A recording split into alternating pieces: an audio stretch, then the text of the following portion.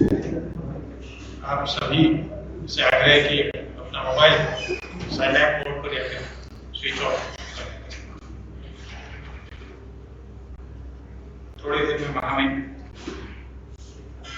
और मैं आने वाला हूँ। पहले राष्ट्रगान होगा। पुनः मेरा आप सबसे आग्रह है कि मोबाइल स्विच ऑफ या साइलेंट मोड।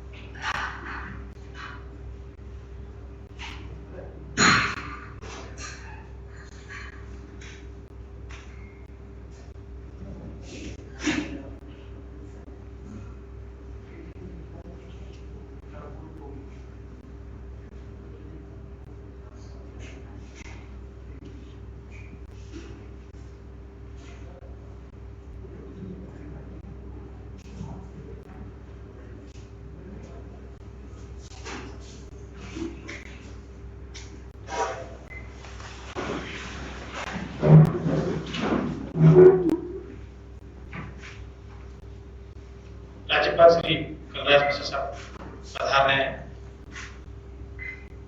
उनका और में आगमन हो गया है। आप सबसे भी मेरा अनुरोध है कि राष्ट्रगान के लिए तैयार है। राष्ट्रगान।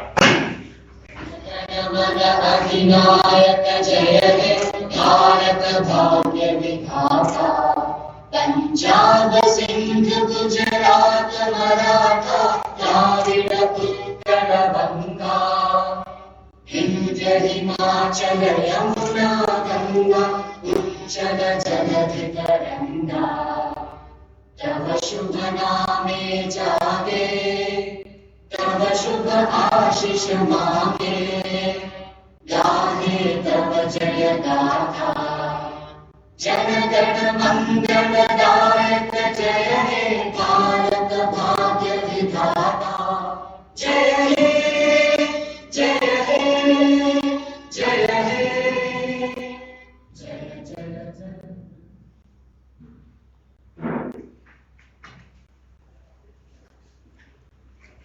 आज के इस कार्यक्रम में उपस्थित राजभवन परिवार का राज्यपाल महोदय की ओर से आप सबका अभिनंदन, स्वागत। आज का यह आयोजन आप सभी जानते हैं कि इस उद्देश्य से किया गया है कि राज्यपाल श्री कलराज मिश्र जी 9 सितंबर 2019 को राजस्थान के राज्यपाल के रूप में उनका आगमन हुआ था। उनके कार्यकाल के 2 वर्ष पूर्ण होने के अवसर पर एक संक्षिप्त कार्यक्रम हम लोगों ने तय किया कि उनके अभिनंदन और इस अवसर पर प्रकाशित पुस्तक के लोकार्पण का रखा जाए। इसी के लिए आप सभी को यहाँ आमंत्रित किया गया है। मैं इस कार्यक्रम में उपस्थित राज्यपाल के सचिव श्री सुबीर कुमार जी, विशेषाधिकारी गोविंद जायसवाल जी और आप सभी का स्वागत और अभिनंदन करता हूँ। मैं आमंत्रित करता हूं राज्यपाल सचिव श्री सुबीर कुमार जी से कि वो मंच पर आए और स्वागत उद्बोधन के साथ राज्यपाल महोदय का अभिनंदन करेंगे। उससे पहले मैं आग्रह करूंगा कि वो फूलों से माननीय राज्यपाल महोदय का अभिनंदन करें, स्वागत करें।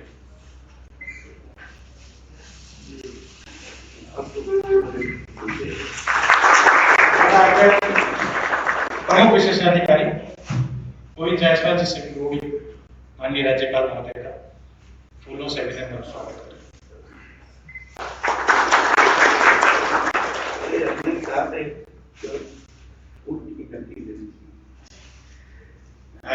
राज्यपाल महोदय के आग्रह के अनुसार भविष्य में हम लोग प्रयास करेंगे फूल की केवल पंखुड़ी जो उससे उनका अभिनंदन स्वागत किया जाए। बहुत सारी परंपराएं राज्यपाल महोदय का आगमन के बाद में राजस्थान में शुरू हुई है और इसी संदर्भ में और भी हम लोग चर्चा करेंगे। इससे पहले मैं आमंत्रित करता हूं कि अब शब्दों के जरिए जो है राज्यपाल महोदय का अभिनंदन करें राज्यपाल सचिव श्री सुबीर कुमार जी।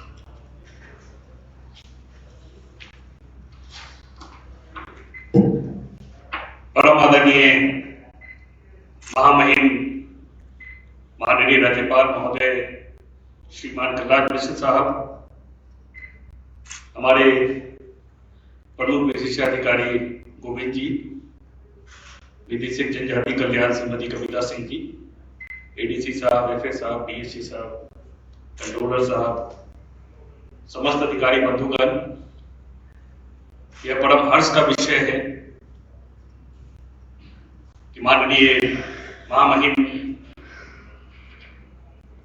ने आज 2 वर्ष पूरे किए हैं और ये बड़ा गौरवमयी और राजभवन की प्रतिष्ठा को पुनर्स्थापित करने का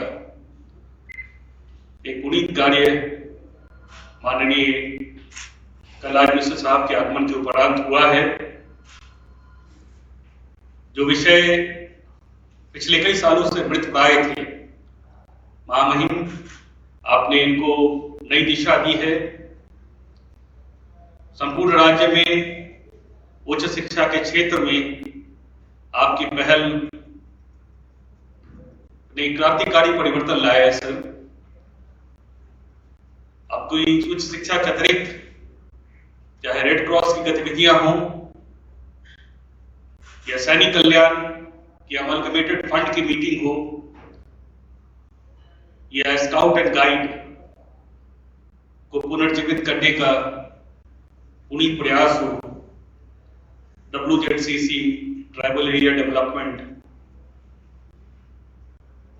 आपके जो राज्यपाल राहत कोष है उसकी 19 साल से बैठक नहीं हुई थी सर। राज्यपाल राहत कोष को कोई जानता भी नहीं था। आपने लगभग 5 करोड़ रुपए विभिन्न लोगों को देकर राजभवन के राज्यपाल राहत कोष को एक नई दिशा दी है सर। 9 सितंबर 2019 को आपने राजभवन में पदार्पण किया था और उसके उपरांत तुरंत बाद मैंने भी कार्य ग्रहण किया था सर 30 तारीख को। और पिछला 2 साल मेरे करियर के लिए बहुत सुनहरा रहा सर। मैं स्वयं के लिए कहता हूं, मेरे स्वयं के आत्मविश्वास में अत्यधिक वृद्धि दर्ज की है सर। क्योंकि आपके साथ बैठने से, आप चूंकि ऑफिस में प्रतिदिन बैठते हैं, राजभवन के पूरे कार्यकलाप में, राजभवन के फाइल के मूवमेंट में, नई नई विधाओं को लागू करने में, चाहे वो रूल्स बनाने का हो, चाहे वो टास्क फोर्स की बैठक का हो या विश्वविद्यालयों के ऑटोमेशन का कार्य हो या पूर्व सैनिकों के कल्याण की बात हो सर। कोविड जैसी महामारी के बीच में भी सर आपने लगभग 300 वेबकास्टिंग वर्चुअल मीटिंग की है सर, जिससे कभी भी किसी भी संस्था को ऐसा नहीं लगा कि उसमें कभी कार्य बंद हो। तो आपकी सक्रियता, आपकी उदारता, आपका व्यवहार और एक मंदिर जैसा वातावरण राजभवन में पुनः स्थापित हुआ है सर। आप जब से आए हैं तब से सब में, हमारे जो राजभवन के कर्मचारियों में एक पूरा एक परिवार है सर। सबके मन में आपके लिए एक विशेष श्रद्धा है। बहुत ही विनम्रता से और बहुत कुशलता से, इफिशिएंसी में भी सर आप कोई कॉम्प्रोमाइज नहीं करते हैं सर। और कभी भी आपने ऊंचे शब्द में, ऊंचे स्वर में कभी किसी से भी बात नहीं की सर। मैं आपका इस विनम्रता और इफिशिएंसी दोनों, ऐसा नहीं कि विनम्रता के साथ इफिशिएंसी में कमी हुई, इफिशिएंसी कई गुना बढ़ी सर। आप काम लेना जानते हैं, कैसे व्यक्ति को काम कराया जाता है, और आपके सहृदयता और आपका जो मन का सच्चा होने का जो सुख है, वो सब हम इस विनम्रता से हम इसको स्वीकार करते हैं। और आपके साथ काम करने में बहुत मजा भी आता है सर। मुझे 2 वर्ष पूरे होने में, हमारा पूरा परिवार भी, और मैं समझता हूँ राजभवन के जितने भी कर्मचारी अधिकारी हैं, वो सब हृदय से सर, आप मन से, हृदय से आपका सम्मान करते हैं, क्योंकि आप सबके लिए अच्छा सोचते हैं। और जो राजभवन के जो नई नई विधाएं, जैसे विश्वविद्यालय पार्क हो, संविधान पार्क हो, या जितने भी नवाचार आपने प्रारंभ किए हैं सर, उसकी एक छाप आने वाले कई वर्षों तक राजभवन में रहेगी सर। और राजभवन के 44वें गवर्नर के रूप में आपको हमेशा यहाँ पे हम याद करते रहेंगे। अभी तो आपको 2 ही साल पूर्ण हुए हैं, 3 वर्ष और आपके साथ गुजारने हैं सर, आगे भी हम गुजारते रहेंगे। लेकिन मैं ये कहना चाहता हूं कि मेरा करियर का जो 24वां साल चल रहा है, इतना सुकून, इतनी सहृदयता और इतना प्यार और ऐसा वातावरण जो मैंने महसूस किया है सर, अपना टेंशन से फ्री होके काम करने का जो सौभाग्य मुझे प्राप्त हुआ है सर, अविस्मरणीय रहेगा सर मेरे लिए भी। मैं पूरे परिवार की तरफ से, जितने भी राजभवन के कर्मचारी और अधिकारी हैं, उन सब की तरफ से आपको 2 वर्ष पूर्ण करने पर सहृदय बधाई देता हूं सर। धन्यवाद सर।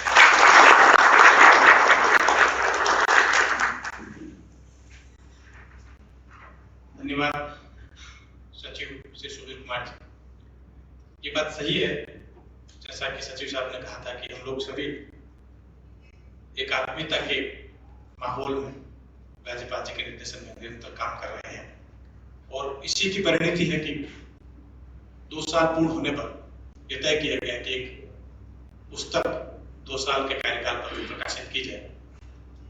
मुझे इस बात की प्रसन्नता है कि उसमें निरंतर मार्गदर्शन राज्यपाल महोदय और प्रमुख विशेषाधिकारी जी और सचिव साहब का मिलता रहा। थोड़ा सा संक्षिप्त परिचय पुस्तक लोकार्पण से पहले मैं आप लोगों के समक्ष रखना चाहूंगा पुस्तक के बारे में। जब पुस्तक प्रकाशन का निर्णय किया गया तो यह एक चुनौती थी कि किस रूप में उसको प्रकाशित किया जाए, क्योंकि वैसे देखा जाए तो कोविड में बहुत सारे जो दूसरे विभाग है सरकार में जो है, उसमें बहुत सारी चीजें शून्य रही है। लेकिन मुझे आप लोगों से साझा करते हुए इस बात का फख्र भी है कि ऐसे ऊर्जावान जो है राज्यपाल महोदय हम लोगों के सौभाग्य में है कि उन्होंने निरंतर कोविड के दौर में भी सुदूर देशों तक जो है संवाद किया। कोविड प्रबंधन में उनका बेहतरीन योगदान रहा, और मैं अपने खुद का कहूं तो कह सकता हूं कि मेरे जीवन की बड़ी उपलब्धि इस रूप में है कि अहर्निश कार्य करने का जो जज्बा जो मैंने राज्यपाल महोदय का देखा, और हमने तय किया कि किताब का फॉर्मेट चेंज किया, जो पहले जो 1 साल की निकली थी, और उसमें राज्यपाल महोदय का मार्गदर्शन मिला कि उन्होंने कहा कि ठीक से जो चीजें बनती है वैसे भी प्रकाशित की जाए। तो समय समय पर इनके शायद राज्यपाल महोदय के समय समय जो निर्देश मिलते रहे, उनको हमने अंगीकार किया और उसको मूर्त रूप देने का प्रयास किया। ये जो पुस्तक तैयार की गई है 2 साल की 140 पृष्ठ की पुस्तक है, और इसमें शुरुआत में पूर्ववाक महामहिम ने लिखा है, और मैं इस रूप में भी आप लोगों से साझा करना चाहूंगा कि क्योंकि साहित्य से बहुत निकट का रास्ता महामहिम का है और बहुत अधिक पढ़ते हैं पुस्तकें, तो बहुतेरी बार मैं देखता था वो इनके पास मोबाइल पे जहाँ मयूर जो नृत्य करते हैं उनके भी बहुत सारे फोटोग्राफ्स हैं।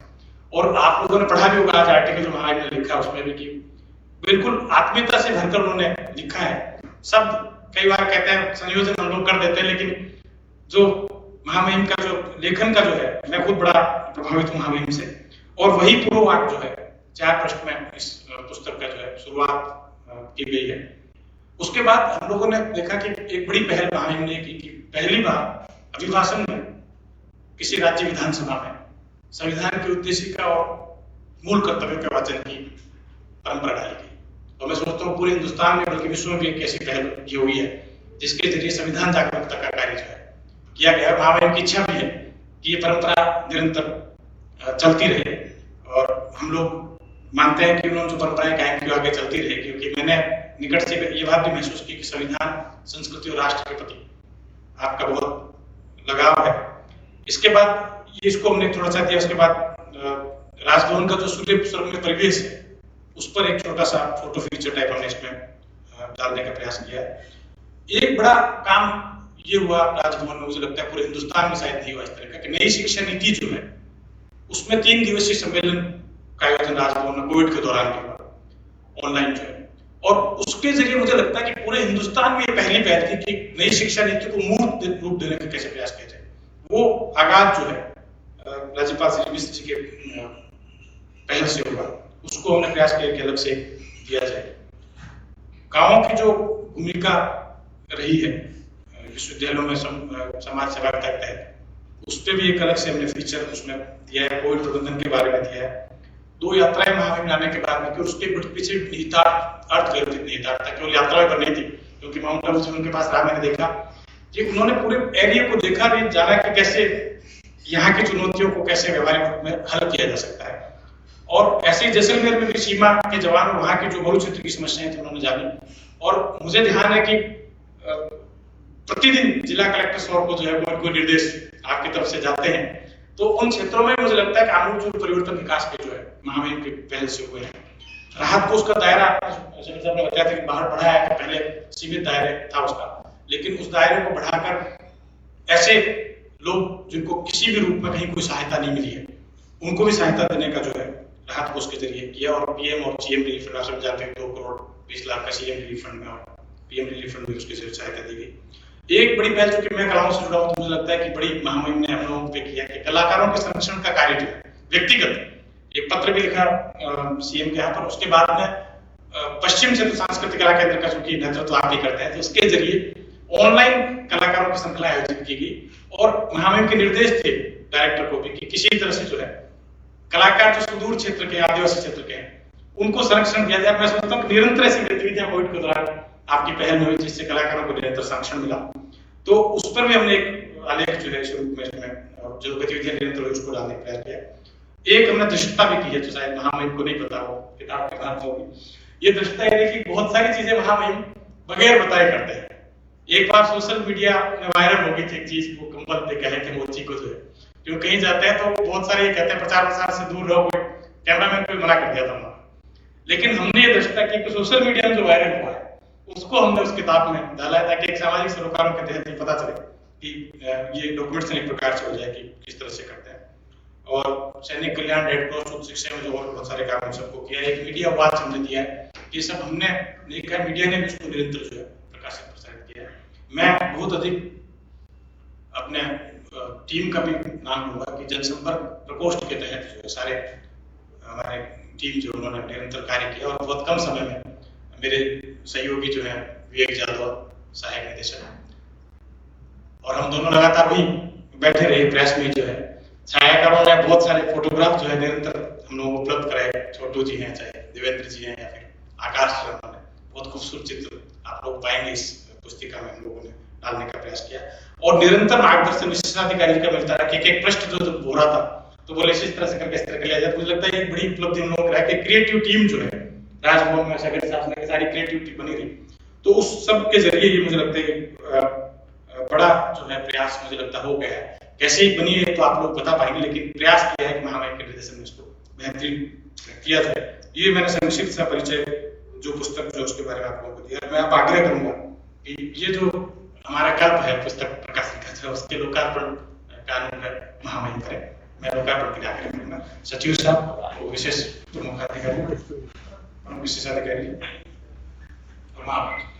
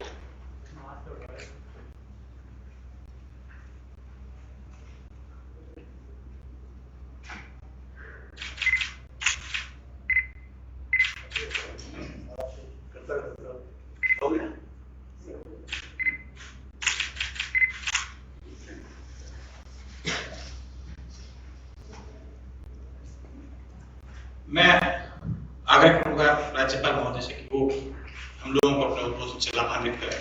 महामहिम श्री कलराज मिश्र से।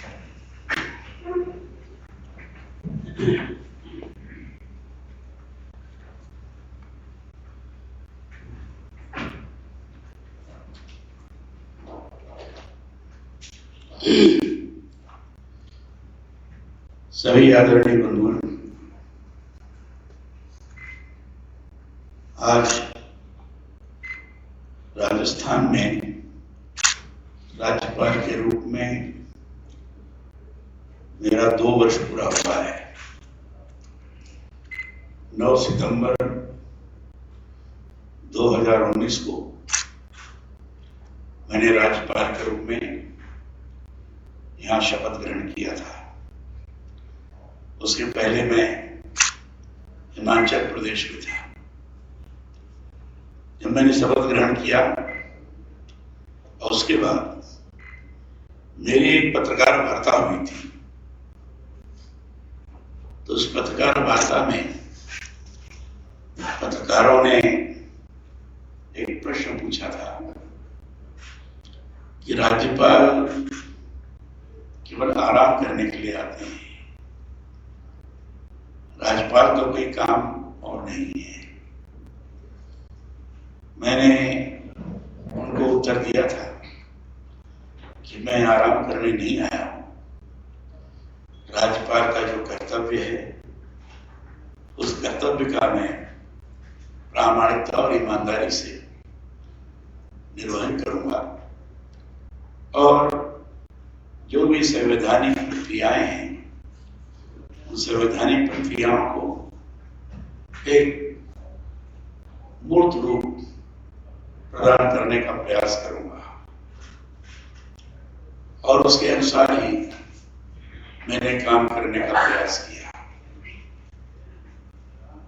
पहले एक बार मैंने सोचा कि राजभवन में जो हमारे यहाँ का सचिवालय है उसमें जो हमारे अधिकारीगण हैं सबसे पहले उनसे वार्ता होनी चाहिए, क्योंकि यही प्रमुख टीम है जो सही तरीके से काम को एक अच्छा परिणाम दे सकती है। इसलिए इनसे वार्ता करना बहुत आवश्यक है। इसमें विशेष रूप से चूंकि राज्यपाल जो वित्त पोषित विश्वविद्यालय है उनका कुलाधिपति होता है, उच्च शिक्षा के बारे में उसकी विशेष दृष्टि होती है। यहाँ जो जनजातीय क्षेत्र है, जनजातीय क्षेत्र के विकास की जिम्मेदारी राज्यपाल के अंतर्गत, उसके अधिकार क्षेत्र के अंतर्गत आती है इससे सबसे पहले इन सारे विषयों पर चर्चा होनी चाहिए और जो विभिन्न प्रकार के विषय हैं जिसकी जिम्मेदारी अधिकारीगण को निर्भर करने की दृष्टि से दी गई है, इनसे भी वार्ता करनी चाहिए। तो मैंने अधिकारियों की बैठक की थी, शायद इसमें बहुत सारे लोग हैं, इनको जानकारी होगी। बैठक में सबसे पहले परिचय और जो भी उनकी जिम्मे काम है उस संदर्भ में क्या हो रहा है, एक सामान्य जानकारी करने का हमने प्रयास किया था। और उसी समय मुझे लगा था कि ये टीम अगर इसको ढंग से इनके ऊपर विश्वास करते हुए जिम्मेदारी दी गई तो राजभवन के स्वरूप को लोगों की निगाहों में उसकी गतिशीलता को अनुभव कराने में ये सक्षम होंगे और वो करने का प्रयास किया गया। मैं समझता हूं कि वो हमारे सचिव महोदय के आने के पूर्व बैठक में थी या आपके आने के बाद हमारे सचिव श्री सुबीर कुमार जी 30 सितंबर को संबोधन किया। जैसा इन्होंने कहा, यहां अपना कार्यभार संभाले थे और उसके बाद फिर मैंने अपना व्यक्तिगत स्वयं का कार्य करना शुरू किया और प्रयास यही किया कि जो भी राजभवन के माध्यम से कार्य होना चाहिए इसकी जानकारी बाकी के लोगों को भी होनी चाहिए। लोगों को अनुभव होना चाहिए कि राज्य के प्रथम नागरिक के नाते राज्यपाल कैसा कार्य कर रहे हैं, अपने जिम्मेदारी का ठीक से निर्वहन कर रहे हैं कि नहीं निर्वहन कर रहे हैं। वो ठीक है, कार्यपालिका अपने तरीके से काम करती है, राज्यपाल का कार्य पूर्ण रूप से संवैधानिक है। उस दृष्टि से उनके देखना काम है कहीं संविधान का अतिक्रमण तो नहीं हो रहा है। अगर अतिक्रमण हो रहा है तो उसको कैसे रोका जाए, इस दिशा में भी काम करने की आवश्यकता है। यह सोच करके हमने काम करने का प्रयास किया। जन कल्याण की दृष्टि से ही संवैधानिक व्यवस्था का निर्माण हुआ है। लोकतंत्र में संविधान ही एक तरह से उसका मार्गदर्शक होता है, संविधान उसका प्राण होता है और इसलिए संवैधानिक आधार पर संवैधानिक मर्यादाओं को अक्षुण्ण रखते हुए किस ढंग से काम किया जाए ताकि लोगों को लगे कि जन कल्याणकारी कार्य में राज्यपाल आगे बढ़ रहे हैं, किसी भी प्रकार के संवैधानिक मर्यादा का अतिक्रमण नहीं हो रहा है। इसलिए आपको जानकारी होगी उस समय प्राकृतिक आपदा बाढ़ जैसे हुआ था अड़ती क्षेत्र में, तो हमने बाढ़ क्षेत्र का दौरा किया था। अब मुझे अनुभव हुआ कि यहाँ कुछ सहयोग करना चाहिए। मुझे जानकारी प्राप्त हुई कि यहाँ राज्यपाल राहत कोष भी है, लेकिन उसके बारे में लोगों को जानकारी बहुत कम है, नहीं बराबर है। राज्यपाल राहत कोष में पैसे थे, तो जहाँ हमने प्रवास किया था वहां 50 लाख की हमने घोषणा की। पहली बार लोगों को लगा कि अरे राज्यपाल भी कह सकते हैं ऐसा, चाहे पत्रकारों के बीच में हो, चाहे जनता के बीच में हो, चाहे हमारे राजभवन में ही हो। लोगों को अनुभव नहीं था कि राज्यपाल भी यहाँ भी राहत कोष है, इससे कुछ मदद कर सकते हैं। हमने कहा कर सकते हैं, वो जानकारी देने का हमने प्रयास किया कि जन कल्याण की दृष्टि से पैसा उपयोग किया जा सकता है। तो प्रयास बढ़ता था। हमने कोशिश की कि राजभवन में जो लोग मिलना चाहते हैं, मिलने में किसी प्रकार की कमी होनी नहीं चाहिए। इसलिए सभी वर्ग के लोग जो भी यहाँ मिलना चाहता था उसको विधिवत में समय देता था, बैठता था, मिलते थे लोग। और प्रतिदिन मिलने का क्रम मेरा कभी 20 हो जाता था, कभी 25 हो जाता था, कभी इससे ज्यादा भी हो जाता था, इससे कम भी होता था। लेकिन नियमित रूप से विभिन्न वर्ग के लोगों से मिलने का हमारा क्रम रहा। हमने प्रवास भी किया, कोशिश किया कि मैं राजस्थान का कोई ऐसा जिला ना हो जिस जिले में मेरा जाना ना हो पाए, लेकिन लगभग 20 जिलों तक तो मैं गया था। लेकिन उसी के बाद कोविड जैसी महामारी ने हमला बोल दिया और इसलिए उसमें कहीं बाहर जाना संभव नहीं था। लेकिन राजभवन में रह करके इस महामारी के दौरान किस ढंग से सहयोग करना, इसलिए भी हमने निरंतर प्रयास किया, लोगों को उत्प्रेरित करने की कोशिश भी की और सामाजिक क्षेत्र में काम करने वाले विभिन्न सामाजिक संगठनों ने भी कार्य किया। उनके बीच में मैंने वार्ता की। उस वार्ता के अंतर्गत हमने लोगों को आग्रह भी किया और लोगों ने अपने ढंग से काम भी किया, चाहे भोजन की व्यवस्था करनी होगी, चाहे लोगों के हर प्रकार के मास्क है, सैनिटाइजर्स हैं, इन सारी चीजों का जिस भी प्रकार की आवश्यकता थी उन आवश्यकताओं की पूर्ति के लिए उन्होंने काम किया। हमने भी राजभवन के माध्यम से कई जगह इस प्रकार की चीजों को वितरित करने का प्रयास किया, विशेष रूप से जनजातीय क्षेत्रों में। लगातार मेरे द्वारा अपील होती रही, मैंने अपील भी किया लोगों से। हमने कोशिश की कि जितने भी जनप्रतिनिधि हैं प्रत्यक्ष रूप से उनसे वार्ता भी किया। मैंने यहाँ 200 विधायकगण हैं, सभी 200 विधायकों से मेरे संपर्क हुए, व्यक्तिगत रूप से उनसे वार्ता की। पूरे राजस्थान के हर जिले की स्थिति कैसी है लगातार इसकी मैंने जानकारी प्राप्त की। लगातार मुख्यमंत्री से मेरी वार्ता होती रही, कहाँ कैसी स्थिति है, उसका समाधान कैसे हो, इस संबंध में भी चर्चा होती रही। कोशिश मैंने किया कि हर तरीके से सबसे संवाद बनाते हुए इस महामारी से लड़ने की दृष्टि से क्या किया जा सकता है वो करने का प्रयास किया। विश्वविद्यालय जो कि यहाँ 27 विश्वविद्यालय हैं, 3 विश्वविद्यालय इधर से निष्क्रिय हैं और 24 विश्वविद्यालय सक्रिय हैं। सभी विश्वविद्यालयों की समन्वय समिति की बैठक भी लिया मैंने।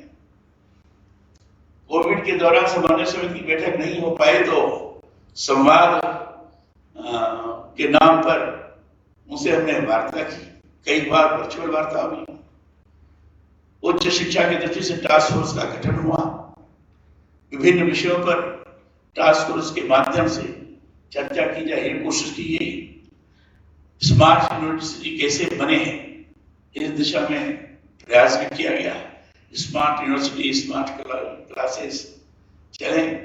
शिक्षा क्षेत्र में जो भी विश्वविद्यालयों में नियमितता बहुत कम थी, कॉन्वोकेशन ढंग से नहीं हो पाती थी, डिग्री ढंग से नहीं मिल पाती थी, तो कोशिश ये किया कि नियमितता कैसे, रेगुलरिटी कैसे आए, तो समय से कॉन्वोकेशन हो जाए, ये हमने प्रयास किया। और प्रथम वर्ष में ही शारीरिक दृष्टि से भी जाकर के वहां मैंने कॉन्वोकेशन किया, और जब कोविड हो गया तो वर्चुअली भी हमने कॉन्वोकेशन किया। सभी विश्वविद्यालयों का कन्वोकेशन हुआ, दीक्षांत समारोह, समय से विद्यार्थियों को डिग्री प्राप्त हो गई, लोगों के अंदर एक विश्वास का सृजन हुआ, क्या है कुछ चल सकता है। नई शिक्षा नीति आने के बाद कई बार विश्वविद्यालय के कुलपतियों से नई शिक्षा नीति के बारे में चर्चाएं हुई, और जैसे पहले बताया उन्होंने कि 3 दिन की केवल कुलपतियों से हमारी वार्ता हुई और उसमें विश्वविद्यालय की समस्याओं के बारे में चर्चा करने के साथ ही साथ नई शिक्षा नीति के बारे में विशेष रूप से चर्चा की गई। जो जनजातीय क्षेत्र थे, जनजातीय क्षेत्र की भी बैठकें हुई, उनके बारे में चर्चा हुई, कुछ स्थानों पर व्यक्तिगत रूप से जाना भी हुआ। और जनजातीय क्षेत्रों में जो ऑनलाइन जिस पर से चर्चा होनी चाहिए, वहाँ के 6-7 जो जिला कलेक्टर थे उन्होंने से वार्ता हुई। जो और भी बाकी लोगों से विकास की प्रक्रिया कैसी चल रही है इस पर चर्चा की गई। 2-3 बैठकें उनकी भी हुई। और मैं कह सकता हूं उस क्षेत्र में क्रियाकलाप, गतिविधि, विकास की गतिविधि आगे बढ़ी। लोगों के अंदर विश्वास का सृजन हुआ कि नहीं, हमें काम करना चाहिए। यहाँ स्काउट गाइड और रेड क्रॉस, सैनिक कल्याण बोर्ड एक तरह से पूरा निष्क्रिय पड़ा हुआ था। उनकी भी बैठकें हुई, उनको भी चलाने का प्रयास किया गया। और दो बैठकें हुई स्काउट्स की और रेड क्रॉस की भी बैठकें हुई। कोविड के दौरान जो भी रेड क्रॉस की उस समय क्षमता थी, सामर्थ्य था, इकाइयां बहुत कम थी, नहीं के बराबर थी, उनके माध्यम से जन सेवा की दृष्टि से उनको आगे बढ़ाने का प्रयास किया गया। कोविड के दौरान हमने सर्वदलीय बैठकें भी की, सभी दल के लोगों को, सभी सामाजिक संस्थाओं के लोगों से भी अलग अलग भी वर्चुअल वार्ता करते हुए इस समय कैसे काम करना चाहिए, इस दृष्टि से भी प्रयास किया। कोशिश ये की गई कि भले ही महामारी का क्रम है, लेकिन गतिविधि भी कभी नहीं होनी चाहिए। महामारी के खिलाफ चुनौती के रूप में मानते हुए हमें संघर्ष भी करना है, इसको पीछे भी हटाना है, और साथ ही साथ जो हमारे नियमित कार्य हैं, उस नियमित कार्य में कहीं गतिहीनता न उत्पन्न होने पाए, ये भी प्रयास किया गया। और इसलिए जो वर्चुअल मीटिंग हुई, ये उन्होंने सही बताया, लगभग 300 के आसपास पहुंच गई होगी। इतना मैं समझता हूं कि यहाँ रह करके वर्चुअली सबसे वार्ता हुई। अंतरराष्ट्रीय क्षेत्र में भी लोगों से चर्चाएं हुई, संवाद हुआ, ये सारी चीजें की गई। तो चाहे कुलाधिपति के रूप में विश्वविद्यालयों से संवाद की बात रही होगी, चाहे जनजातीय क्षेत्र को विशेष रूप से देखने के कारण उनके बीच में चर्चा का प्रश्न रहा होगा, चाहे स्काउट और गाइड स्काउट का ये सरोवर रेड क्रॉस का रहा होगा, वो कैसे रेड क्रॉस का गठन कैसे हुआ। तो प्रसन्नता की बात है, हर जिले में हमारी इकाई बन गई है, 23 जिलों में बन गई है। अब प्रदेश का गठन बाकी है, वो भी बड़ी तेजी से चल रहा है। तो ये सारी चीजें जीवन स्वरूप धारण करती गई, और मुझे लगता है कि इन सारी चीजों के माध्यम से जो भी जन कल्याणकारी कार्य हो सकते हैं, उसको करवाने का प्रयास किया जा सकता है। जो सैनिक कल्याण बोर्ड है, उसमें कई चीजें की गई, जिसके कारण जो अवकाश प्राप्त सैनिक हैं, इनको काफी सुविधा भी प्राप्त हुई है। चाहे बस में यात्रा करने का प्रश्न होगा, चाहे पेंशन को बढ़ाने का प्रश्न होगा, सारी दृष्टि से हर प्रकार की सुविधा प्रदान करने का प्रयास किया गया। इसके लिए 3 बैठकें उनकी भी की गई थी। तो एक कोशिश की गई, इस बीच में अधिक से अधिक कार्य करते हुए चीजों को कराया गया है।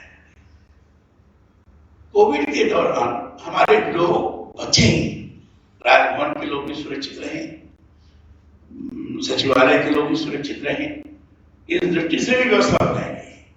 और व्यवस्था में मैं समझता हूं कि बहुत सफल हम लोग रहे, और कोशिश की गई कि लोग यहाँ बराबर उनका परीक्षण होता रहे, जो अगर हो जाता तो उनको क्वारंटाइन कर दिया जाए ताकि रोग आगे बढ़ने न पाए, ये कोशिश की। और उसमें एक तरह से मैं कहूं कि सफलता प्राप्त हुई तो अतिशयोक्ति नहीं होगी, क्योंकि हर जो हमारे यहाँ काम करने वाले लोग हैं, एक एक व्यक्ति की चिंता की गई कि अगर उसके यहाँ गड़बड़ तो उसको कैसे ठीक किया जाए। चाहे राजभवन मुख्य में रहने में काम करने वाले लोग होंगे, और चाहे सचिवालय में काम करने वाले लोग होंगे, एक एक व्यक्ति के बारे में चिंता की गई।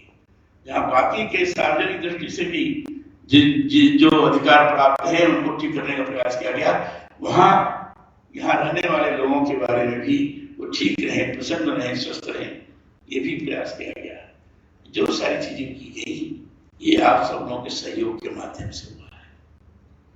आप लोगों का अगर परस्पर सहयोग नहीं प्राप्त होता तो सब सोचने के बाद भी चीजें नहीं हो पाती।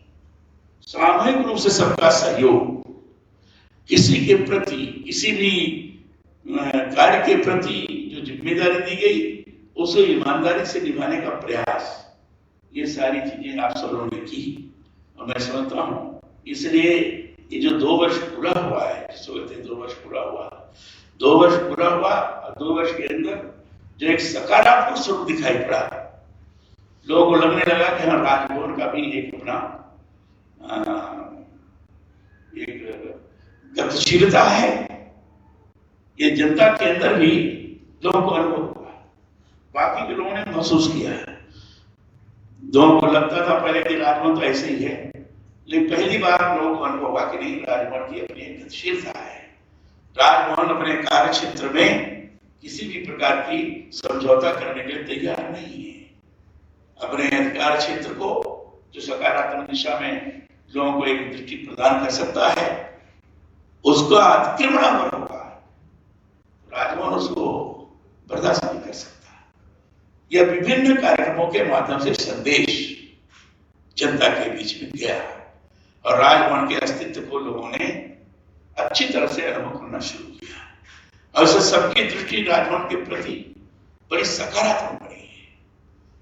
जनता की भी, नेताओं की भी, पत्रकारों की भी, जन सामान्य में भी एक सकारात्मक दृष्टि बनी है। संवेदनशीलता से भी राजभवन ओतप्रोत है, ये भी लोगों को अनुभव हुआ है, चाहे हमारे कर्मचारी कर रहे होंगे चाहे बाकी के लोग रहे होंगे, सभी के अंदर अनुभव हुआ। तो हर दृष्टि से आप सब लोगों के सहयोग के आधार पर चीजें अच्छी होती गई हैं और मैं समझता हूं भविष्य में भी इस प्रकार की चीजें होती जाएं, यह मन के अंदर भाव रख करके काम करने की जरूरत है।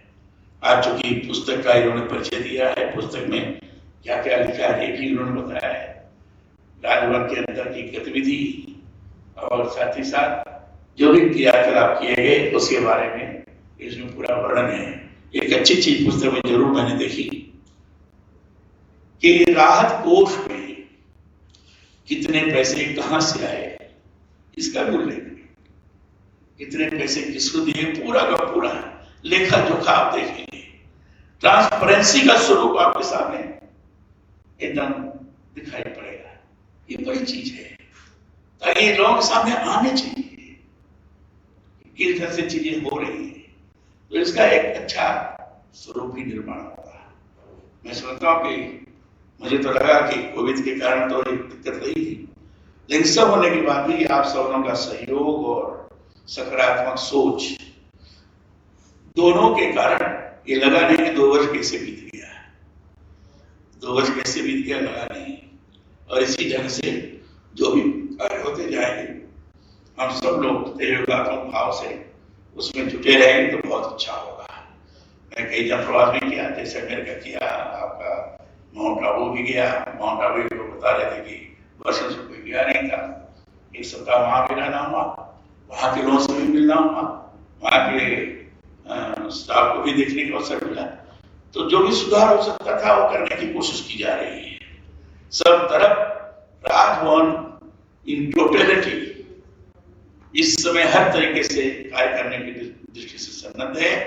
संवैधानिक मर्यादाओं को ध्यान में रखते हुए राजभवन अपने कार्य में अग्रसर होता जा रहा है। ये आम जन के अंदर धारणा बनाने में हम सफलता प्राप्त करते जा रहे हैं।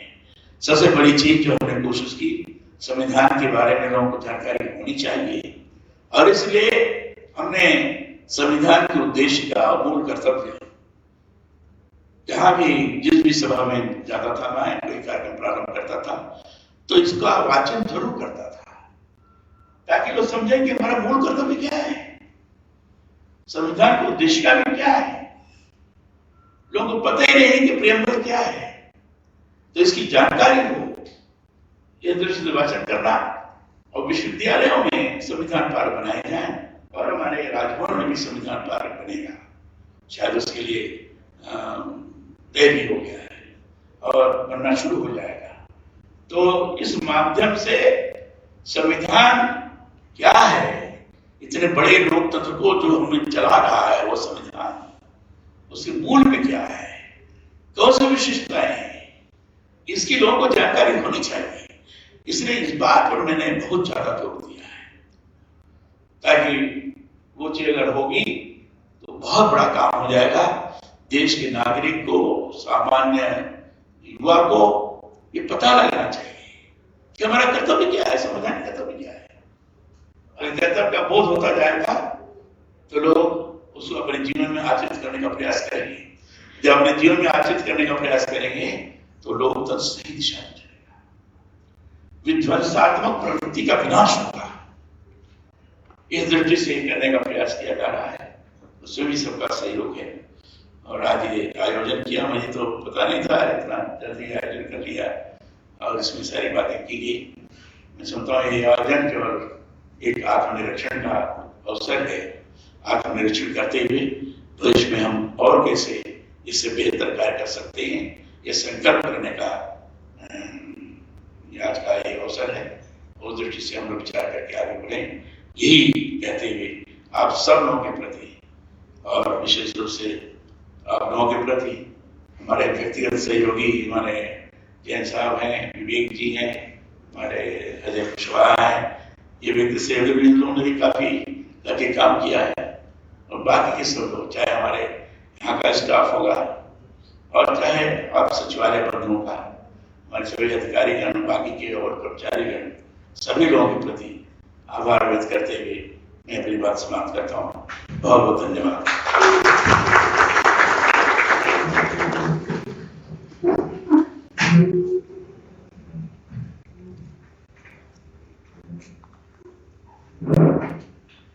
धन्यवाद।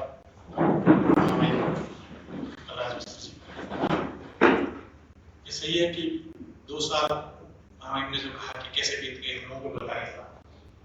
और ये शायद इसलिए भी है कि जब अहर्निश कार्य किया जाता है तो बहुत सारी चीजें उत्साह में परिणित हो जाती है, उमंग में परिणित हो जाती है। और उत्साह उमंग से जो काम किया जाता है तो वक्त पंख लगाकर उड़ने लग जाता है। मुझे ये भी लगता है कि महामहिम आने के बाद मुझे लगता है कि राजस्थान के ही है, बाहर के नहीं है। और ये बात शायद इसीलिए कही गई है कि मैं अकेला ही चलाता जाने के मंजिल, मगर लोग साथ आते गए, कारवा बनता गया। तो मुझे लगता है कि कारवा इसी तरह से बन गया महामहिम के जरिए। और आज पूरा राजस्थान में जो अपनत्व आत्मीयता आपने बांटी है, वो भी हम सबकी एक खाती है, एक धरोहर है। मैं इस अवसर पर प्रमुख विशेषाधिकारी गोविंद राम जायसवाल जी से आग्रह करूंगा कि वो आए और अभिनंदन में कुछ शब्द कहें, आभार भी जताएं।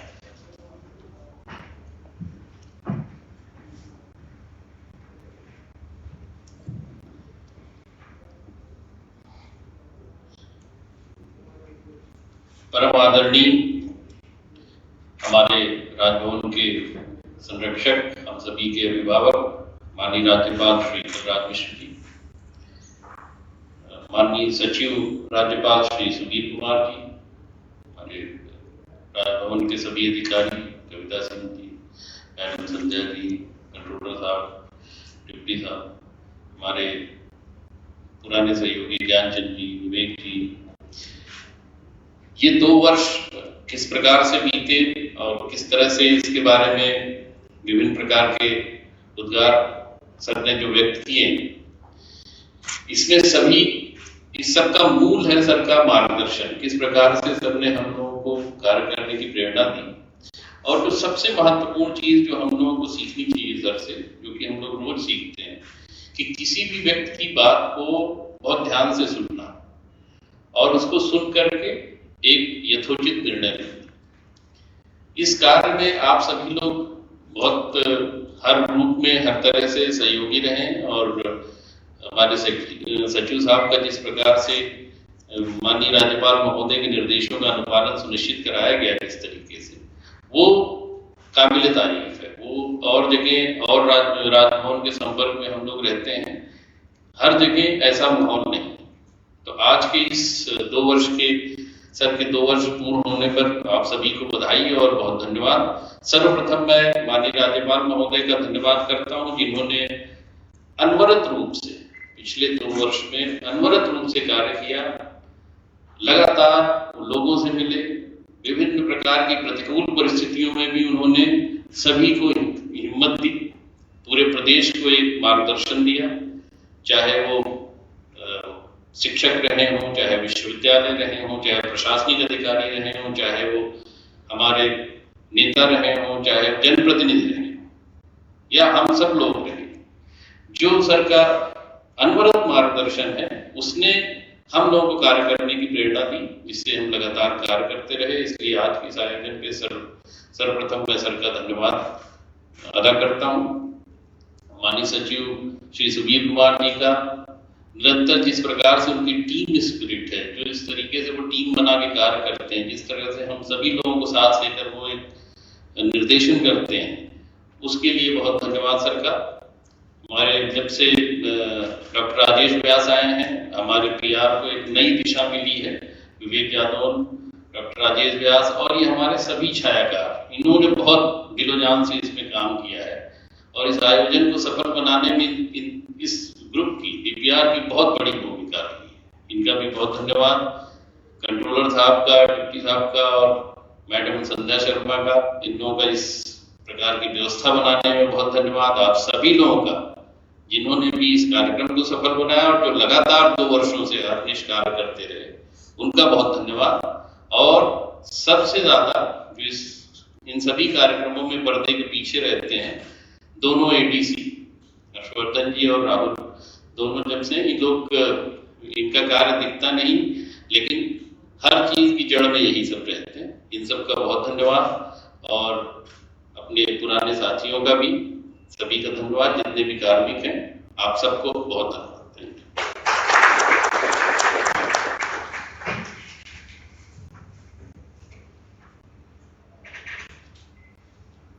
मिलजुल कर सभी लोग चलते हैं तो सर्वांगीण विकास की राह आसान होती चली जाती है और इसीलिए शायद 2 साल के कार्यकाल को नाम दिया गया सर्वांगीण विकास की नई राह।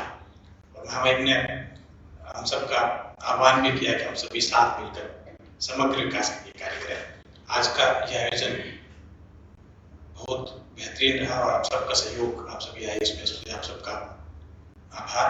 मैं राष्ट्रगान के लिए आप सबसे आग्रह करता हूँ, खड़े हुए अपने स्थान पर राष्ट्रगान। अधिनायक जय हे भारत भाग्य विधाता, पंजाब सिंध गुजरात मराठा द्राविड़ उत्कल बंगा, विंध्य हिमाचल यमुना गंगा उच्चल जलधि तरंगा, तव शुभ नामे जागे, तव शुभ आशीष मागे, गाहे तव जय गाथा, जनगण मंगल दायक जय हे भारत भाग्य विधाता, जय हे जय हे जय हे जय जय। आप सभी को यह भी आग्रह, महामहिम की तरफ से सबको जलपान उपलब्ध कराया जाएगा।